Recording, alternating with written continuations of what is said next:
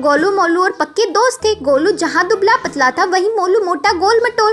दोनों एक दूसरे पर जान देने का दम रखते थे, लेकिन उनकी जोड़ी देखकर लोगों की हंसी छूट जाती। एक बार उन्हें किसी दूसरे गांव में रहने वाले मित्र का निमंत्रण मिला। उन्हें अपनी बहन के विवाह के अवसर पर बुलाया था। उनके मित्र का गांव कोई बहुत दूर तो नहीं था, लेकिन वहां तक पहुंचने के लिए जंगल से होकर गुजरना पड़ता था और उस जंगल में जंगली जानवरों की भरमार थी। दोनों चल दिए। जब वे जंगल से होकर गुजर रहे थे तो उन्हें सामने से एक भालू आता दिखा।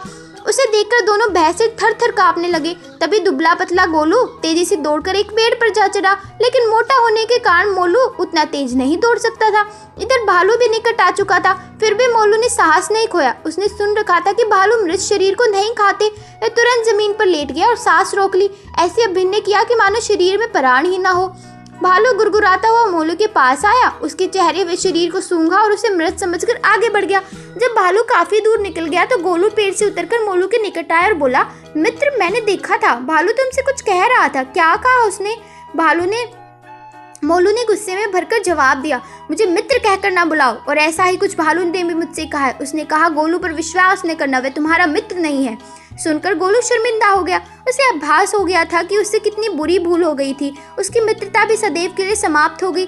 शिक्षा क्या मिलती है इस कहानी से बच्चों के? सच्चा मित्र वही है जो संकट में काम आए, समझे? मिलते हैं अगली प्यारी सी कहानी के साथ। कमेंट में बताना आपको कहानी कैसी लगी। Bye bye.